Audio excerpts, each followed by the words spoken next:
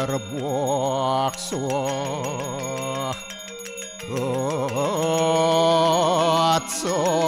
Atsawitur warenium Borgu dewa sidiamahi Dioyonah porocu adayat Buam narayanu ewedem sarum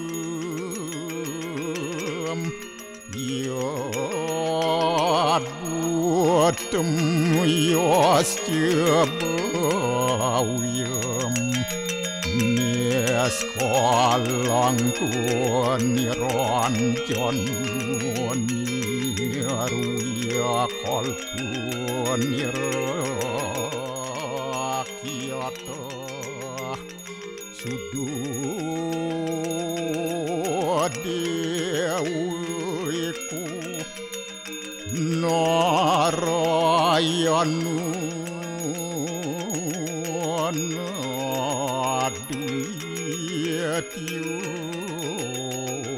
Astia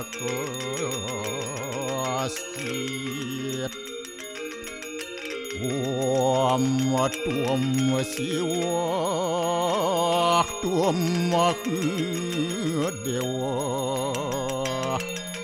ia suara param suara Warahma Wisnu asca Rudrasca Warusah Paryaki Ratita Ampapuham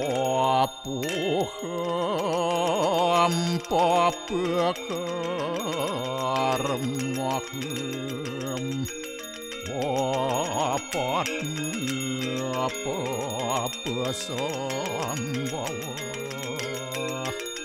Rahimam pundaria kaksir Sabahia biantara suci Om kesama dewa Swaru paranya kita angkara Mamuja swaru papidya Walaya suasadiasiwa Om kesantauya kaiku dosa Kesantauya wajiku mamu Santauya manaswa dosa Permadat kesamam Om santi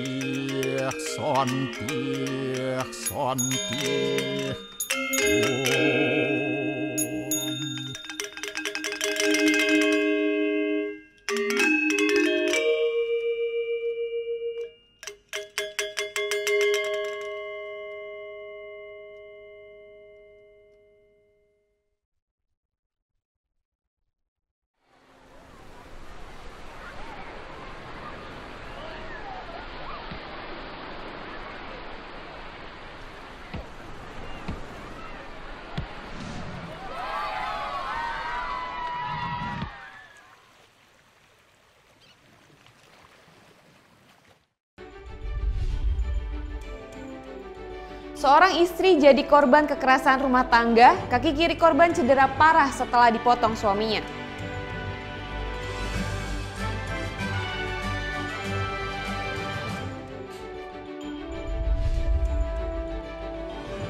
Mengenal sosok seorang tour guide yang mendedikasikan hidupnya untuk mengenalkan budaya dan adat istiadat Bali kepada para wisatawan.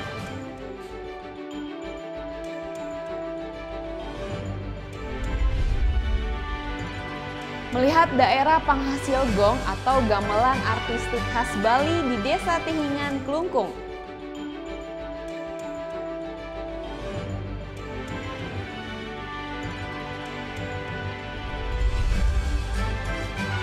Makna kain saput poleng yang identik dengan Pulau Dewata dalam Bali Story.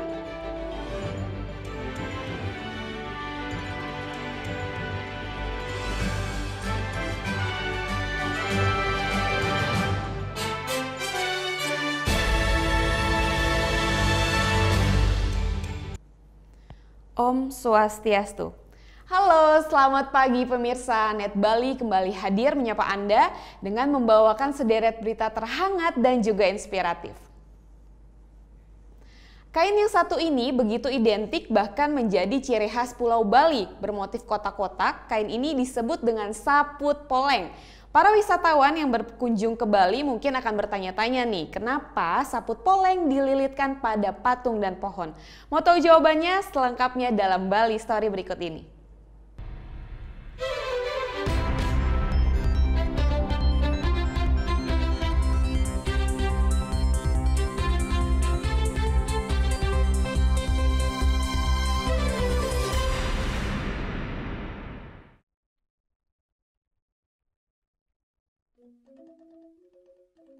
Saput poleng begitu namanya.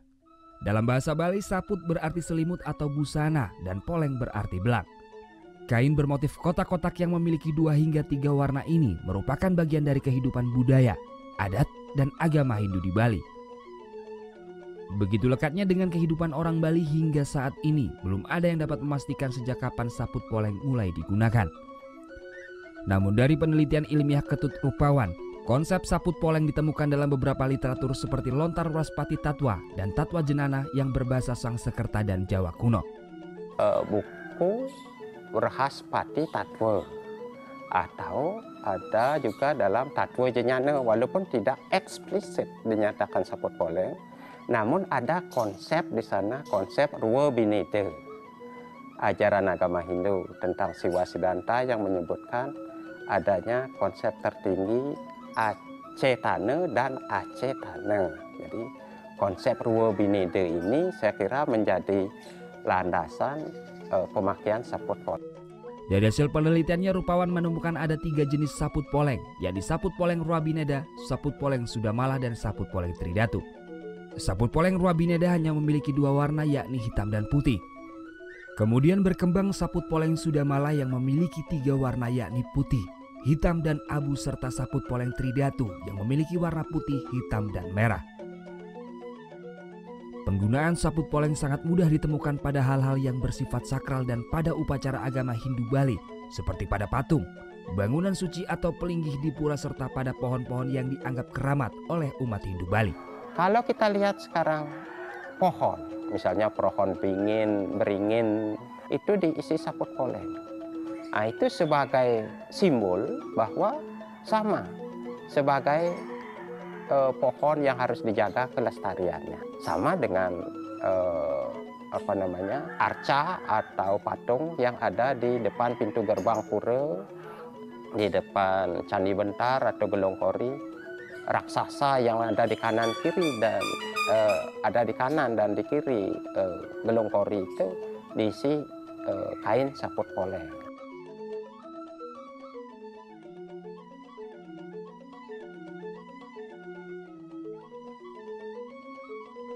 Selain digunakan pada patung dan pohon, saput poleng saat ini juga digunakan oleh para pecalang atau polisi adat Bali.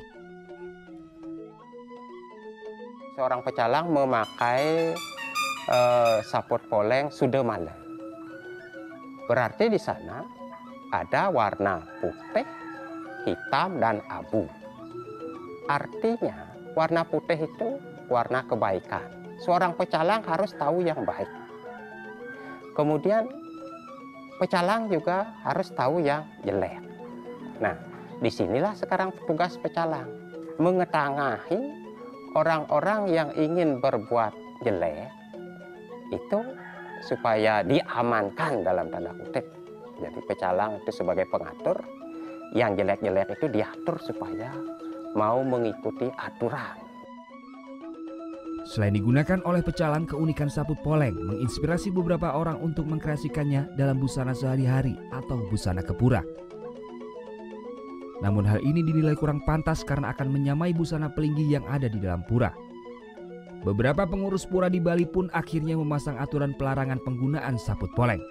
Seperti dikutip dari laman balitravelnews.com, panitia Piodalan di Pura Dalampet Nusa Penida secara tegas melarang umat Hindu yang sembahyang ke Pura Dalampet menggunakan sabut poleng. Bahkan peraturan pelarangan umat Hindu yang sembahyang ke Pura Dalampet sudah dimasukkan dalam pararem atau peraturan pura dan telah ada dalam Purana Pura Dalampet. Tujuannya agar tidak memada-mada atau menyamai pelinggi Ida Batara Ratu Mas Mecaling yang identik dengan busana warna poleng.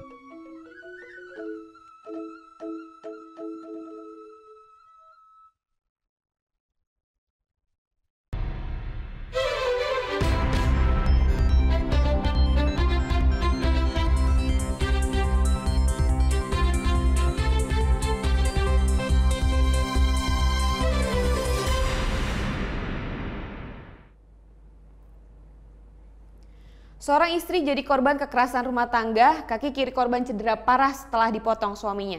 Sesaat lagi tetap di Net Bali.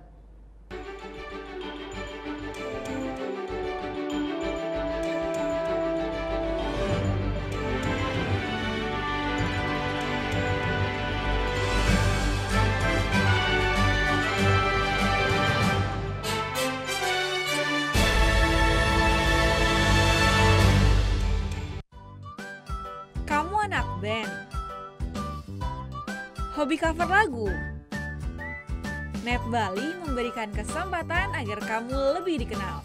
Caranya, kirimkan video musik atau covermu dan dapatkan kesempatan untuk ditayangkan di Net Bali.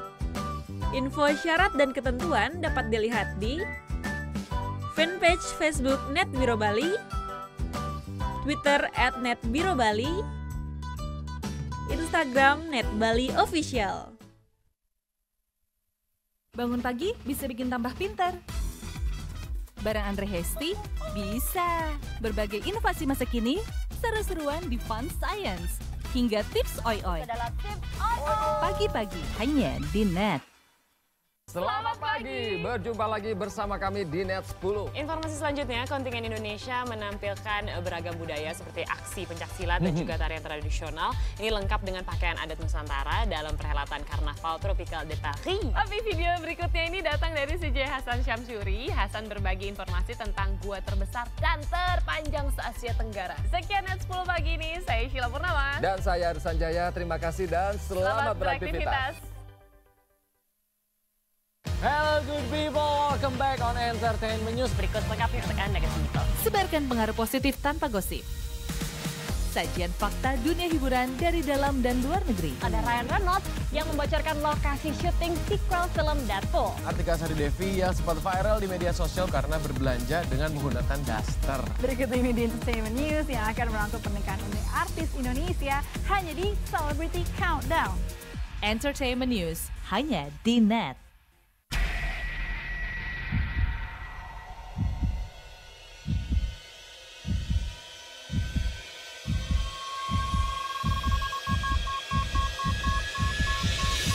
Customs Protection. Mas Firman. Aduh, Mas Firman. Bunga buat aku ya? Assalamualaikum. Waalaikumsalam. Oke Jack, Season 2 hanya di Net.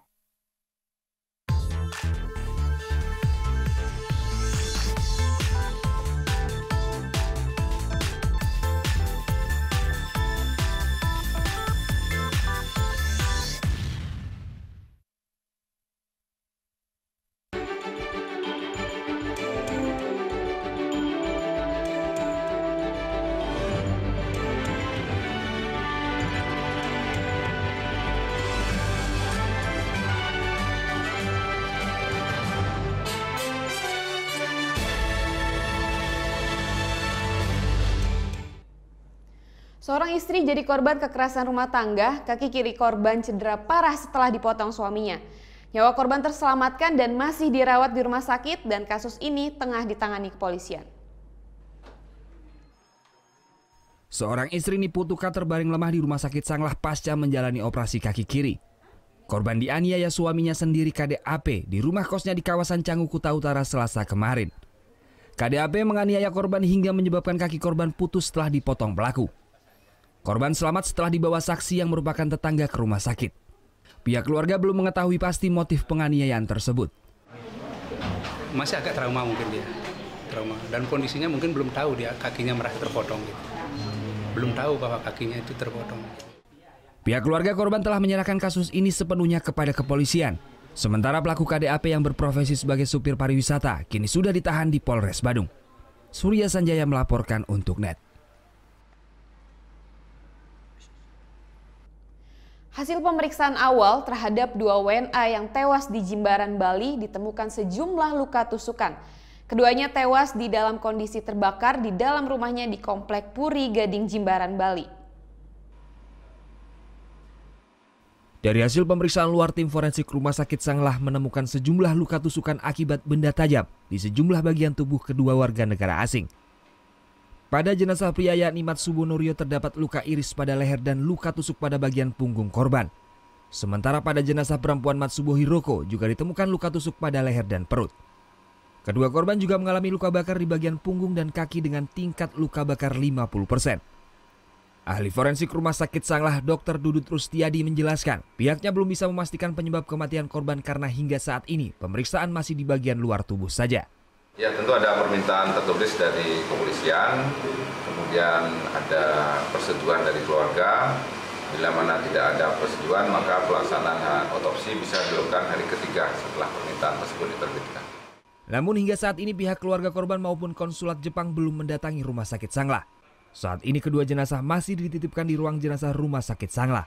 Sebelumnya kedua warga negara Jepang tersebut ditemukan tewas dengan kondisi sejumlah luka tusuk dan luka bakar di dalam rumahnya yang terletak di Kompleks Puri Gading, Jimbaran, Bali pada Senin siang 4 September 2017. Surya Sanjaya melaporkan untuk NET.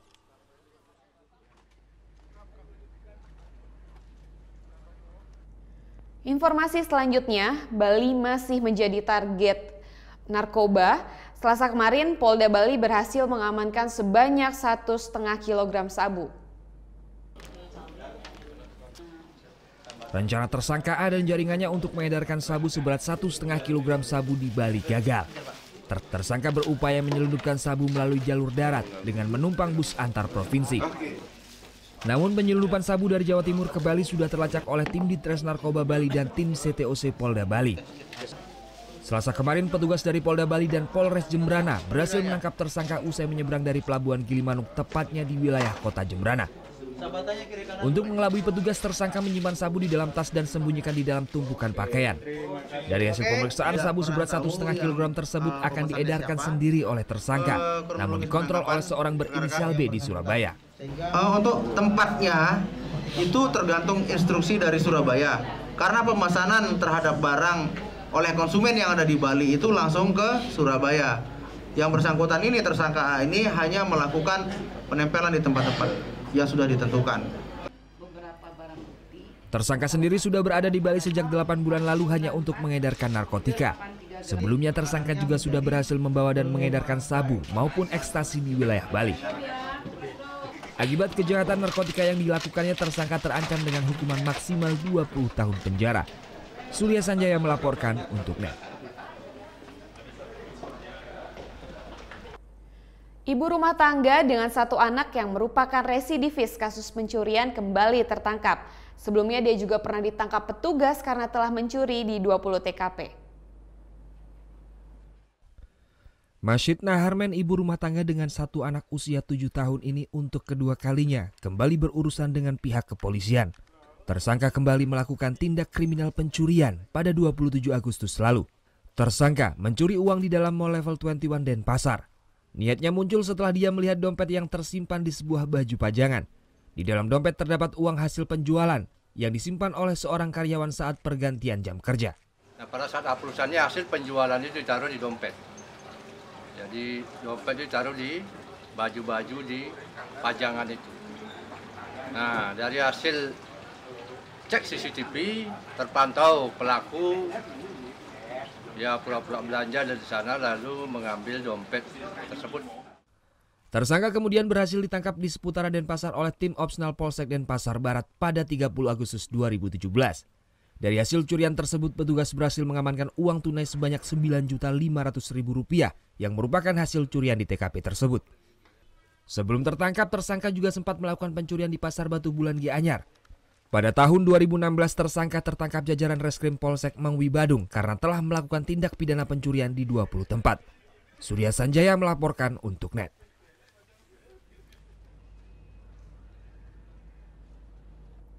Ramai jadi destinasi kapal pesiar asal Eropa dan Amerika, larangan berbikini dipasang di Pantai Gili Genting, Sumeneb, Jawa Timur. Batasan ini bertujuan menjaga kenyamanan wisatawan asing dan juga domestik.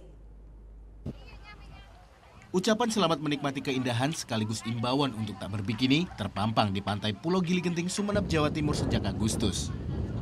Gili Genting dan sejumlah pulau di perairan ini memang kini telah menjadi destinasi bahari internasional. Kapal pesiar dari berbagai negara pun silih berganti datang menyinggahi. Awal pekan ini misalnya, kapal kembali bersandar. Turis pun kembali berbaur dengan wisatawan dalam negeri, bersama-sama menikmati panorama ini. Sejumlah wisatawan senang dapat melihat panorama sambil berinteraksi dengan warga. It's a beautiful beach. We've had a great day, lovely swim, and the local people are so nice. They've always wanted to take pictures, and it's been really, really good. Thank you. How many days you stay here? Just today. Just today. Yeah. So. You're from, sir? From Manchester. Manchester. Yeah, Manchester in England. Pengunjung sekitar dan asal berbagai daerah pun mengapresiasi upaya pengelola menjaga keselarasan dengan membuat sejumlah batasan, seperti larangan berbikini. Namun ada juga yang ingin ada pemisahan, agar semua tetap bisa menikmati dengan nyaman. Ya harapannya sih dari pihak pemerintah di sini ya, entah itu kades atau yang pengurus di sini bisa memberikan lokasi khusus gitu. Misalnya ini untuk turis, ini untuk pelancong, ini untuk wisatawan dari daerah sini gitu. Jadi gak campur baur gitu, biar ada apa ya Mas, biar ada perasaan risih gitu. Sepanjang tahun 2017 ini, sedikitnya ada 17 kapal pesiar asing bersandar di perairan Kabupaten paling timur Pulau Madura ini. Sebagian besar rombongan berasal dari Eropa dan Amerika. Satu kapal sedikitnya membawa 125 turis. Dari Sumeneb, kapal biasanya melanjutkan pesiar ke Pulau Dewata. Didik Setiabudi melaporkan untuk NET. Di pengungsian, warga Rohingya di Medan, Sumatera Utara resah karena ketidakjelasan status warga negara bagi anak mereka yang lahir di Indonesia. Sesaat lagi tetap di NET Bali.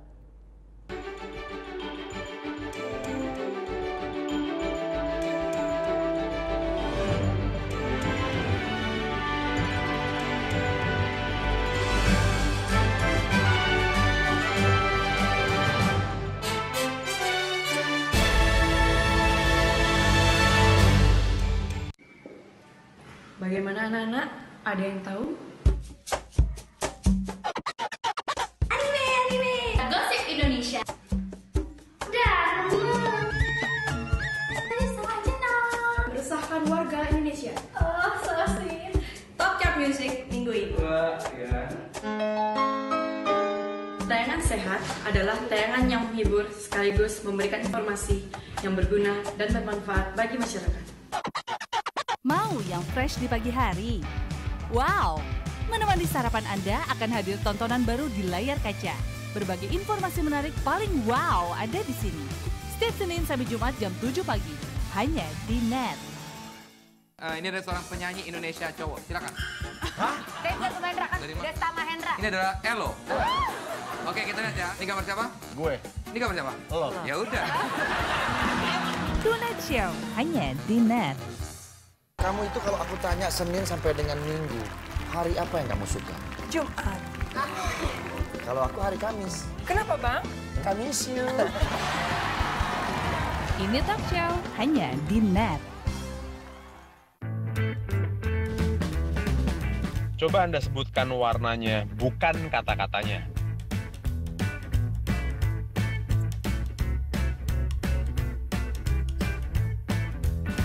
Yakin Anda menyebutkan warna dan bukan membaca kata-katanya? Menurut J. Ridley Stroop, otak manusia akan lebih cepat untuk membaca kata-kata daripada melihat warna dan menyebutkannya. Temukan fakta menarik lainnya dalam Melintasi Maju.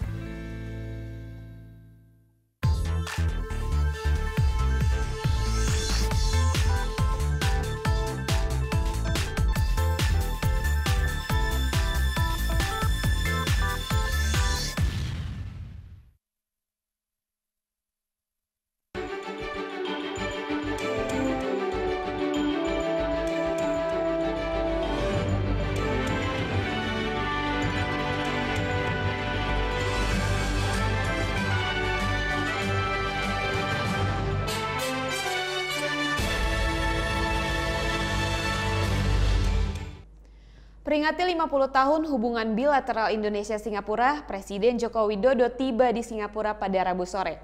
Sambutan hangat WNI di Singapura antusias bertemu Presiden dalam acara Temu Kangen. Tiba di Bandara Internasional Changi, Singapura pada Rabu sore waktu setempat, Presiden Joko Widodo dan Ibu Negara Iriana disambut Duta Besar Indonesia untuk Singapura, I Gusti Ngurah Swajaya, Menteri Pendidikan Singapura Ong Ye Kung, dan Duta Besar Singapura untuk Indonesia Anil Kumar Nayar. Agenda pertama Presiden adalah bertemu masyarakat Indonesia yang berada di Singapura. Pertemuan ini dihelat di KBRI Singapura. Dalam acara Temu Kangen dengan WNI di Singapura, Presiden bagi-bagi sepeda. Warga diminta menjawab nama-nama kabupaten di Indonesia. Kota atau kabupaten? Ayo. Kota atau kabupaten? Kota Semarang. Semarang betul. Kota Solo. Solo betul. 3. Yogyakarta. Yogyakarta 4 betul. Kota Medan. Medan betul 5. Kota Yogyakarta. Udah. Cinta banget sama Yogyakarta. Termasuk pemberian hadiah untuk pemenang lomba joget. Selama Jokowi di Singapura akan menghadiri Annual Leaders Meeting dengan Perdana Menteri Singapura Lee Hsien Loong, lalu menghadiri perayaan 50 tahun kerjasama Indonesia-Singapura pada hari Kamis. Jokowi dijadwalkan membahas sejumlah isu terkait peningkatan dan pengembangan kerjasama di bidang investasi, pariwisata, energi, hingga ekonomi digital. Presiden Joko Widodo menandatangani peraturan Presiden tentang penguatan pendidikan karakter. Perpres ini sekaligus membatalkan peraturan Menteri Pendidikan dan Kebudayaan yang mengatur 5 hari sekolah atau full day school. Rabu siang, Presiden Joko Widodo menandatangani peraturan Presiden atau Perpres nomor 87 tahun 2017 tentang penguatan pendidikan karakter di Istana Merdeka Jakarta. Perpres ini membatalkan peraturan Menteri Pendidikan dan Kebudayaan tentang hari sekolah yang mengatur 5 hari sekolah atau full day school. Peraturan ini membebaskan pihak sekolah menentukan sistem ketentuan hari sekolah dalam seminggu. Namun tetap berkoordinasi dengan pemerintah daerah atau kantor kementerian di bidang agama. Segera bisa kita laksanakan. Dan juga ini memberikan payung hukum bagi menteri, gubernur, bupati, wali kota dalam menyiapkan anggaran untuk penguatan pendidikan karakter. Baik di madrasah, baik di sekolah, dan di masyarakat. Pengurus Besar Nahdlatul Ulama memandang terbitnya Perpres ini untuk melahirkan generasi bangsa yang cinta tanah air. Pendidikan karakter itu merupakan hal yang sangat fundamental, yang sangat prinsip agar generasi yang akan datang, generasi yang mempunyai integritas yang sangat sempurna, maksimal, berbudaya, berakhlak, bermartabat, beriman, berakhlak, itu yang paling penting. Perpres ini disusun dengan melibatkan sejumlah organisasi Islam, di antaranya Majelis Ulama Indonesia, Nahdlatul Ulama, dan Muhammadiyah. Masukan dari ormas Islam ini dinilai membuat Perpres menjadi komprehensif. Prihardani Purba, Aris Satya melaporkan untuk NET. Usai menemui Perdana Menteri India, Aung San Suu Kyi memberikan pernyataan pers pertamanya terkait operasi militer di Rakhine, Myanmar. Suu Kyi menganggap gerakan gerilyawan ARSA adalah sebagai bentuk terorisme. Rabu waktu setempat, Aung San Suu Kyi, penasehat negara Myanmar, memberikan pernyataan pers pertamanya sejak terjadinya krisis kemanusiaan di negara bagian Rakhine, Myanmar. Dalam pernyataannya, Aung San Suu Kyi mengatakan tindakan terorisme tidak dibenarkan.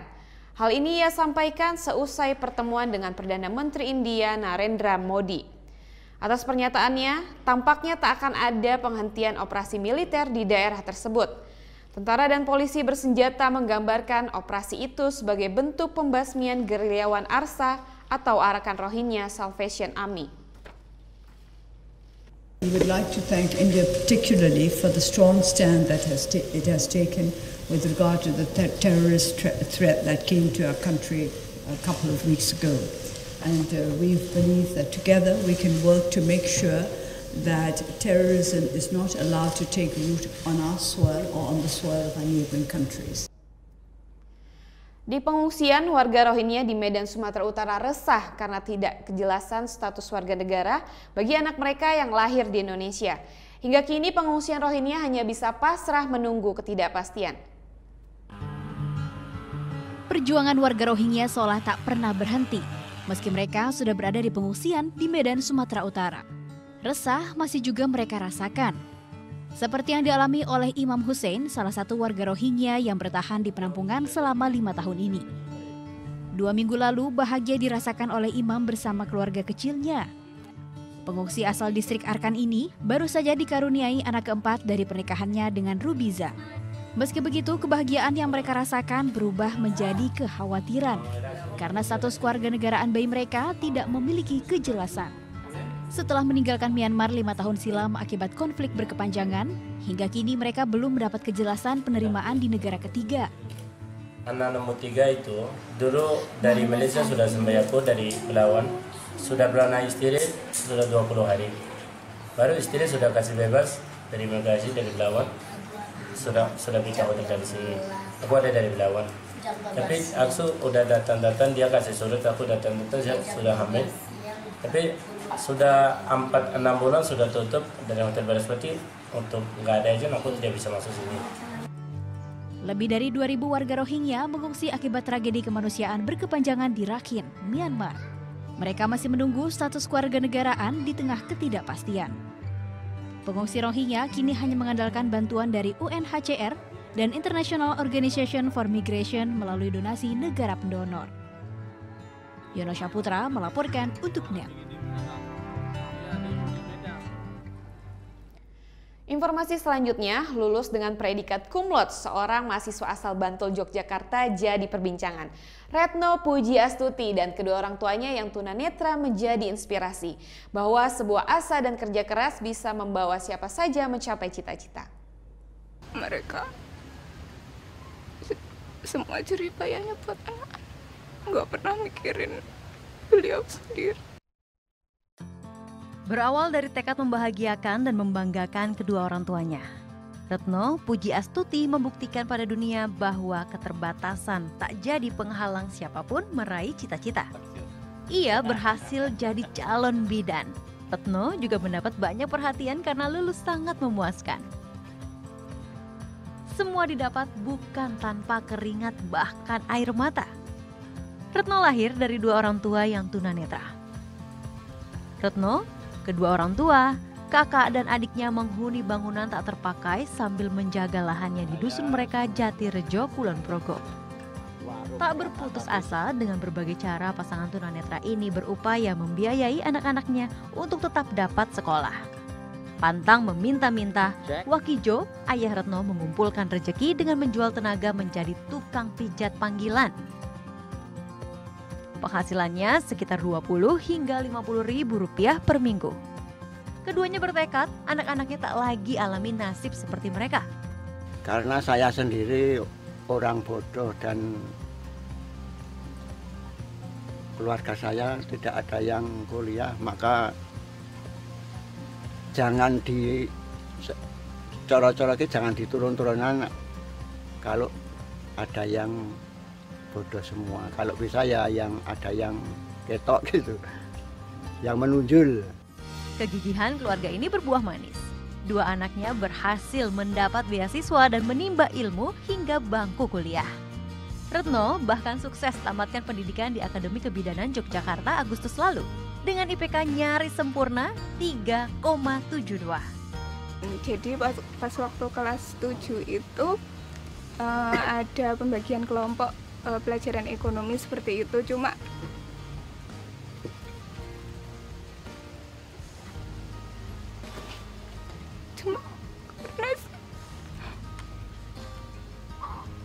karena saya orang nggak punya, jadi nggak mau ada yang kelompok sama saya. Jadi saya harus berhasil. Tak berhenti di predikat cum laude, pihak Stikes Akbidyo Yogyakarta pun merekrut Retno menjadi karyawan. Yayasan juga akan kembali memberikan beasiswa hingga jenjang S2 agar Retno bisa menjadi dosen. Dari keluarga yang kurang mampu dan tidak minder, tidak merasa rendah diri, tetapi dia bersemangat untuk belajar dengan baik, bahkan bisa mengkoordinir teman-temannya yang di asrama itu. Sehingga kita menilai bahwa memang memiliki jiwa leadership yang cukup bagus. Harus hidup sangat sederhana, menabung untuk sekolah sejak SD, sempat harus putus sekolah karena harus bekerja, sampai akhirnya mendapat beasiswa dan lulus D3. Retno kini selangkah lagi menggapai cita-citanya menjadi bidan.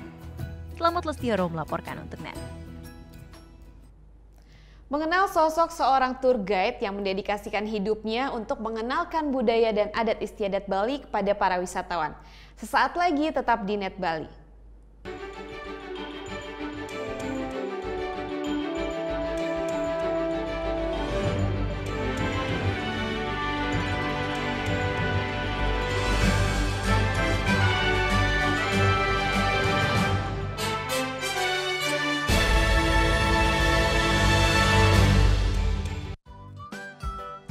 Anak band, hobi cover lagu. NET Bali memberikan kesempatan agar kamu lebih dikenal. Caranya, kirimkan video musik atau covermu dan dapatkan kesempatan untuk ditayangkan di NET Bali. Info syarat dan ketentuan dapat dilihat di fanpage Facebook NET Biro Bali, Twitter @NETBiroBali, Instagram NET Bali Official. Here are the stories about passion, teamwork, battles for victory. Here we bring sports to the next level.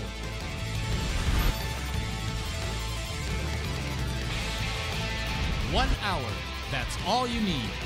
NET Sport. Deru suara mesin roda 2. Pertarungan memicu adrenalin. Mengejar yang terdepan. Real Road Racing Series. Hanya di NET. Selamat malam! Welcome back di acara yang bikin melek, bikin jenius, bikin baper bersama dengan kami berdua. Namanya Liga Juve ya, pasti Juve yang juara lah. Tapi daripada gadungan, mendingan kita dengerin langsung pernyataannya Jurgen Klopp ya. Mereka akan tampil lebih agresif, memberikan umpan-umpan, tetapi gol-gol tetap akan hadir dari penyerang-penyerang yang ada di depan. Saya kira nih situasinya gak ngaruh kali cedera ada pemain paling jelek waktu lawan Barcelona. Itu menurut Anda jeleknya. Sampai ketemu besok dan suka-suka. Waduh, mandi tuh. Air. Iya, masa sih? Itu lagi. Kayak air ya? Iya. Ya, Firza ya? This is water. Water. Firza ngapain sih? Jangan tonton The Comment ya. Yuk, stay funky. Stay funky.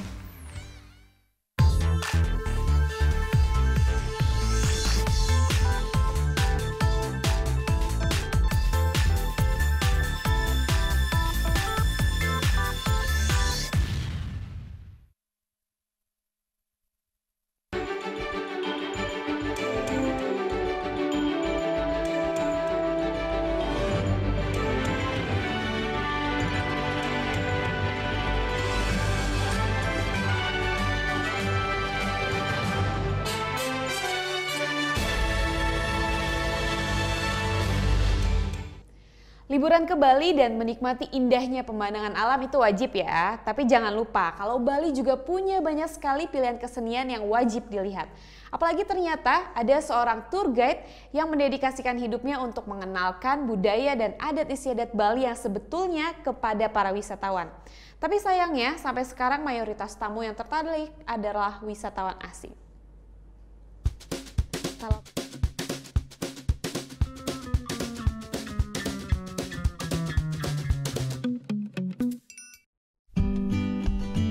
Pulau Dewata tak hanya tersohor dengan keindahan alamnya, juga kaya akan seni dan budaya. Namun belum banyak pelancong yang mengeksplor lebih dalam wisata yang satu ini. Pagi ini saya akan mengikuti tur yang unik, bukan berkunjung ke spot wisata umumnya di Bali, tapi saya akan mengunjungi para seniman untuk melihat langsung cara mereka mencipta berbagai benda seni indah khas Pulau Dewata, Bali. Lokasi pertama adalah Desa Kusamba di kawasan Klungkung. Desa ini terkenal sebagai sentra pembuatan keris. Di sini saya pun bertemu dengan pemimpin tur ini, yaitu Wayan Malendra atau yang biasa disapa dengan nama Little Wayan. Tur seniman bersifat privat. Little Wayan selalu hanya membawa satu grup keluarga atau pasangan saja. Nah, kali ini saya bersama dengan wisatawan asal Belanda bernama Kelly dan juga Tom. Di awal tur kami bisa belajar cara pembuatan keris langsung dari ahlinya. Bagi masyarakat Bali, keris dianggap sebagai perlambang Brahma, Wisnu, dan Siwa. Satu keris terbuat dari campuran baja, besi, dan nikel. Keris yang dibuat dengan baik biasanya akan dipakai dalam berbagai upacara keagamaan. Untuk tahu kualitas sebuah keris ada caranya loh. Keris yang bagus pasti anti gravitasi atau dapat berdiri sendiri tanpa dipegang. Wow! Oke, dari pembuatan keris kita menuju ke lokasi selanjutnya, yaitu sentra pembuatan kain tenun khas Bali. Di tempat ini, tamu dapat melihat langsung pembuatan songket juga endek dengan cara yang tradisional. Kedua jenis kain khas Bali ini dibuat dengan menggunakan alat yang berbeda. Di tempat ini, dalam satu hari bisa menghasilkan satu kain endek, sedangkan untuk selembar songket bisa dirampungkan dalam waktu 1 bulan. Mau mencoba menenun? Boleh saja. Para ibu-ibu di tempat ini pun sangat ramah untuk mengajari para tamu cara menenun khas Pulau Bali. Ingin mengenalkan budaya Bali yang lebih luas kepada para tamunya, Little Wayan selalu membawa para tamu merasakan langsung suasana pedesaan di Bali. Tak hanya barang-barang seni, juga tradisi turun-temurun yang ada. Seperti bagaimana para pemuda membuat layang-layang secara gotong royong di Banjar Desa. Nah, tujuan selanjutnya adalah mengunjungi Desa Seni Kamasan. Membawa tamu ke desa seni adalah program yang digiatkan oleh Little Wayan. Ini timbul dari keprihatinannya akan kelangsungan desa seni di Bali yang mulai terkikis dengan banyaknya spot wisata kekinian.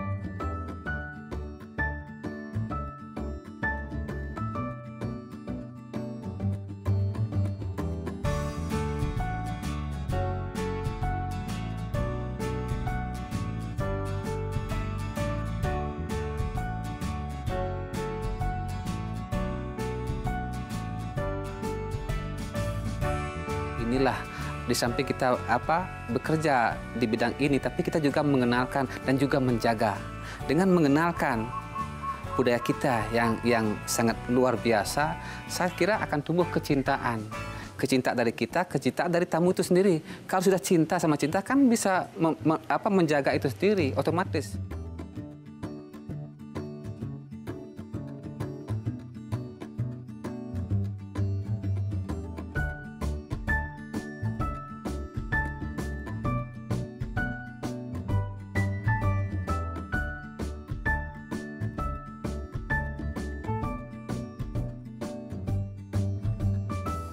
Yeah, it's a really kind man.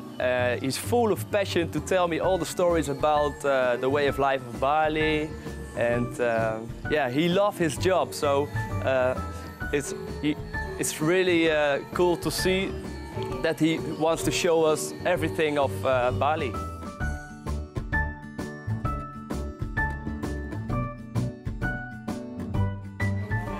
Itu dia hanya hal yang paling basic atau yang paling dasar dari belajar tarian Bali. Emang sangat susah ya, apalagi kalau sudah dewasa atau sudah besar, karena tarian Bali ini belajar dari kecil banget.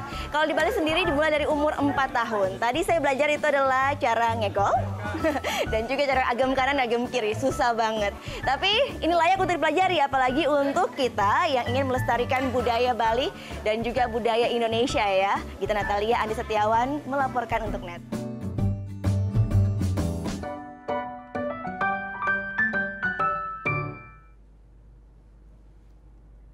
Nah, masih tentang budaya dan kesenian khas Bali nih. Ada alat musik gong atau gamelan yang tidak bisa lepas dari kehidupan sehari-hari masyarakat Bali. Salah satunya dengan penghasilan gong atau gamelan artistik khas Bali yang berada di Desa Tihingan, Kecamatan Banjarangkan, Kelungkung.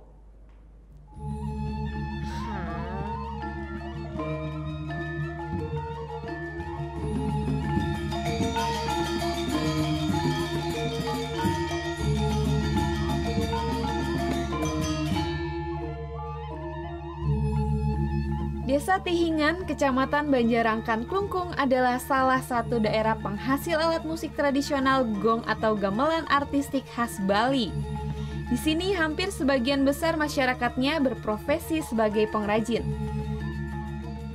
Salah seorang pengrajin, yaitu Ketut Suwena, menuturkan keahlian masyarakat desa dalam membuat gong atau gamelan merupakan keahlian turun-temurun sejak zaman kerajaan. Hingga saat ini, proses pembuatannya tetap dipertahankan. Untuk satu perangkap lengkap gong atau gamelan artistik khas Bali dikerjakan hingga 6 bulan. Proses penyelarasan nada merupakan proses yang paling lama lantaran membutuhkan ketelitian dan keahlian khusus. Sementara dari bahan gamelan seperti kayu dan besi didatangkan dari Pulau Jawa. Sedangkan untuk bambu menggunakan jenis bambu lokal bernama tamblang bulu. Tak heran, harga yang dibanderol untuk satu perangkat lengkap gong atau gamelan artistik khas Bali ini mencapai 290 juta rupiah. Bahwa pengrajin gamelan Desa Tihingan itu berdiri sejak dari zaman kerajaan Gel-Gel, Pak. Itu produksinya kerjanya itu turun-temurun sampai sekarang ya. Kalau harga sekarang lokal ya, sekitar 290 juta. 250. Segala jenis gamelan ya. Produksinya segala jenis gamelan. Keunikan gong atau gamelan artistik buatan Desa Tihingan terletak dari bentuk, ukiran serta nada khas yang dihasilkan. Tak heran, pelanggan gamelan ini merasa puas terhadap produk yang dihasilkan. Kami dari kecil, sebelum di sini dulu pengrajin itu pulang ke rumah, buatnya bahkan di rumah, di masing-masing pemesan. Sehingga saya dari kecil sudah mengerti di sini adalah yang terbaik. Gitu. Di wilayah, maksud kami adalah wilayah Tihingan ini, ya, Desa Tihingan. Alat musik tradisional gong atau gamelan kerap dimainkan oleh masyarakat Bali saat ada upacara keagamaan maupun dalam pentas seni pertunjukan. Tim Liputan melaporkan untuk NET.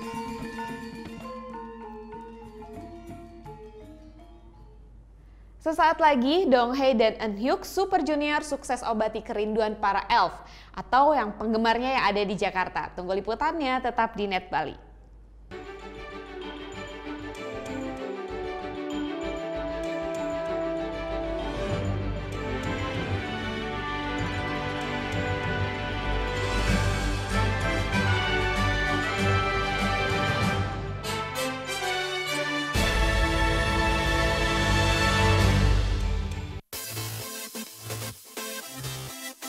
Casual, chic, edgy.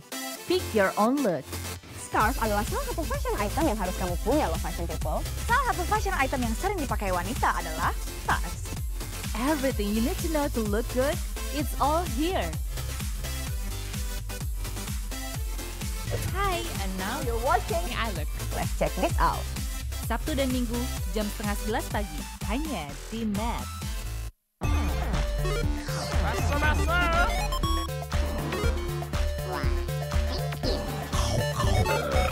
Oke, Bun. Sate.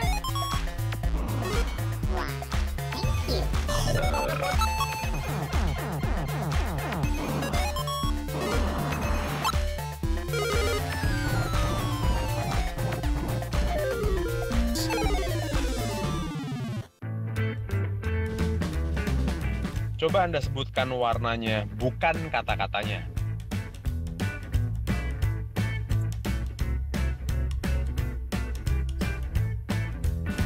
Yakin Anda menyebutkan warna dan bukan membaca kata-katanya? Menurut J. Radley Stroop, otak manusia akan lebih cepat untuk membaca kata-kata daripada melihat warna dan menyebutkannya.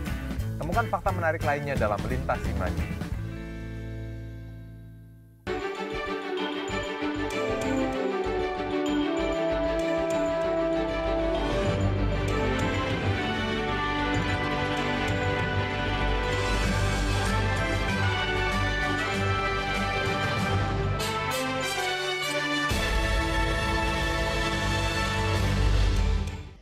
Donghae dan Eunhyuk Super Junior sukses obati kerinduan para elf atau penggemarnya di Jakarta.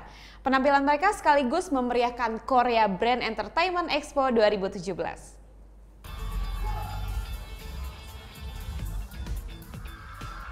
Penampilan Donghae dan Eunhyuk Super Junior sukses menghibur para penggemar. Subunit Super Junior ini membawakan beberapa lagu duet yang jadi andalan. Dengan iringan musik yang semangat dan gerakan yang lincah, para elf pun ikut bernyanyi bersama. Penampilan mereka kali ini sekaligus mengobati kerinduan para penggemar setelah absen tampil di muka publik selama 2 tahun karena menjalani wajib militer. Selain mereka, aktris kenamaan Korea Selatan Song juga ikut menyapa penggemar dalam pembukaan Korea Brand Entertainment Expo 2017.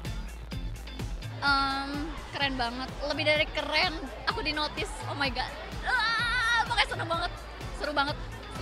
Iya, aku ngasih bunga, terus Donghae ngeliat aku flying kiss ke dia dan dia flying kiss balik ke aku. Oh my god, seneng gak sih mbak? Acara digelar di sebuah hotel di Jakarta Selatan, Senin dan Selasa kemarin. Acara merupakan pameran budaya dan produk Korea dari UKM yang ada di Korea Selatan. Selain sebagai ajang promosi, acara ini digelar untuk meningkatkan kerjasama ekonomi dan perdagangan antar dua negara.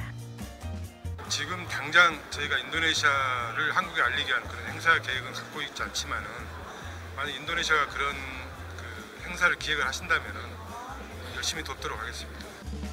Berbagai produk ditawarkan mulai dari produk makanan, kecantikan hingga fashion. Salah satunya produk untuk menata rambut ini. Dengan temperatur 60 derajat Celcius, menata rambut jadi lebih gampang. Bahkan dayanya bisa menggunakan power bank saja. Produk Korea biasanya mendunia karena teknologinya yang canggih atau barangnya yang unik. Nah, salah satunya ini dia, roll rambut elektrik. Kalau cewek-cewek kan biasanya ngerol rambut itu butuh waktu yang lama gitu. Nah, kalau pakai ini cuma butuh waktu 1 menit aja biar rambutnya melengkung sempurna kayak saya tadi ini. Barang ini dijual di beberapa website e-commerce di Indonesia dengan harga sekitar $15 atau Rp200.000. Tim Liputan melaporkan untuk Net. Nah, persiapan Piala Dunia 2018 Rusia sudah hampir rampung. Seluruh stadion yang akan dipakai untuk perhelatan sepak bola terbesar di dunia siap menggelar partai-partai keren tahun depan. Gimana sih megahnya stadion-stadion yang disiapkan Rusia untuk Piala Dunia? Berikut liputannya. Sejak ajukan diri sebagai tuan rumah Piala Dunia 2018, Rusia tunjukkan keseriusannya untuk menggelar pesta terbesar sepak bola dunia tersebut. Tak main-main, Rusia membangun 13 dari 14 stadion yang diproyeksikan sebagai venue di Piala Dunia 2018 nanti. Uang lebih dari 10 miliar dolar Amerika atau setara 133 triliun rupiah mereka habiskan untuk pembangunan ini. Stadion-stadion ini pun nantinya akan masuk dalam jajaran stadion elit di benua biru. Kemegahan stadion Rusia ini 4 diantaranya telah digunakan dalam ajang Piala Konfederasi lalu. Dimulai dari Stadion Spartak. Stadion yang awalnya akan dibangun pada 2007 ini rencananya akan memiliki kapasitas 35.000 penonton saja. Namun setelah masuk dalam proyeksi salah satu stadion yang akan digunakan pada Piala Dunia 2018, stadion ini alami perubahan kapasitas menjadi 45.000 penonton dan baru mulai dibangun pada 2010 lalu. Pembangunan stadion yang juga merupakan markas Spartak Moskow ini memakan waktu selama 4 tahun, sebelum akhirnya diresmikan pada tahun 2014. Stadion ini pun jadi stadion kedua di kota Moskow yang akan menghelat gelaran Piala Dunia 2018. Stadion Olimpiade Fisk. Stadion yang awalnya bukanlah dibangun untuk Piala Dunia ini merupakan stadion yang dipersiapkan untuk Olimpiade musim dingin 2014 dengan atap tertutup. Namun setelah jadi bagian dari Piala Dunia 2018, stadion ini berubah menjadi stadion terbuka dengan kapasitas 47.000 penonton atau 7.000 lebih banyak dari sebelumnya. Dengan kemegahan tersebut, stadion ini habiskan dana sebesar 779 juta dolar Amerika atau 10 triliun rupiah. Olimpiade Fisk Stadium juga nantinya akan jadi stadion terbesar ketiga di ajang Piala Dunia 2018. Selanjutnya ada Kazan Arena yang dibangun pada tahun 2010. Tak heran stadion yang diresmikan pada 2013 ini langsung ditunjuk sebagai salah satu stadion yang akan menggelar Piala Dunia 2018. Karena sejak diresmikan, stadion yang juga jadi kandang Rubin Kazan ini telah berpengalaman menggelar event-event besar. Salah satunya adalah ajang Olimpiade musim panas bagi atlet-atlet universitas yaitu Summer Universiade. Tak sampai di situ, 2 tahun berselang stadion ini juga jadi tempat digelarnya ajang kejuaraan atletik akuatik pada tahun 2015. Di mana stadion ini disulap jadi 2 kolam renang dengan kedalaman 50 meter. Dan yang terakhir, stadion ini juga jadi salah satu venue Piala Konfederasi 2017 lalu. Stadion St. Petersburg kadang-kadang jadi salah satu stadion paling megah di perhelatan Piala Dunia 2018 nanti. Stadion yang didesain arsitek terkemuka Jepang Kiso Kurokawa ini mulai dibangun pada 2007 lalu dan diperkirakan selesai pada tahun 2009. Namun di tengah pembangunan, stadion ini alami beberapa perubahan demi memaksimalkan tampilan stadion menjadi lebih megah. Stadion ini pun akhirnya baru bisa rampung 10 tahun kemudian, tepatnya pada Mei 2017 lalu. Untuk membangun stadion dengan kapasitas 68.000 penonton ini, Rusia harus keluarkan biaya kurang lebih 706 juta dolar Amerika atau 9 triliun rupiah. Informasi tadi mengakhiri Net Bali hari ini. Anda dapat saksikan kembali tayangan hari ini di YouTube channel kami di www.youtube.com/netbali. Dan setelah ini, kami akan memutarkan video klip dari The Kantin, band yang digawangi oleh Jaya, Sanjaya, Yuda, dan Abe yang beraliran rock dengan lagu Kuda Hitam. Nah, bagi kalian yang mempunyai video klip musik atau cover dan ingin tayang di Net Bali, kalian bisa cek syarat dan ketentuannya di Instagram kami di Net Bali Official. Saya Dila Hantika, matur suksma, Om Santi Santi Santi Om.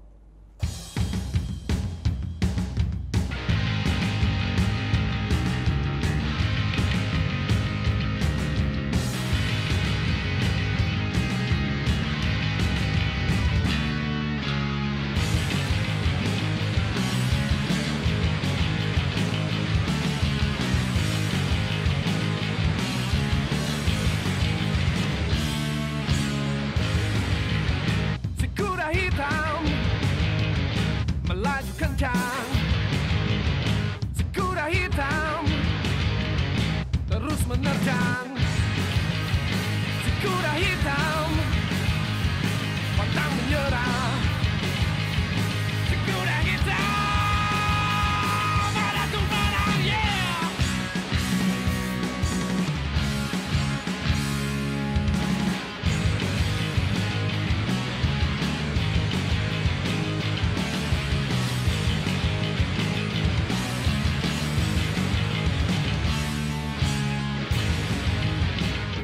Hitam terpantang lawan, si kuda hitam maju tak gentar, si kuda hitam terus berjuang, panggil diriku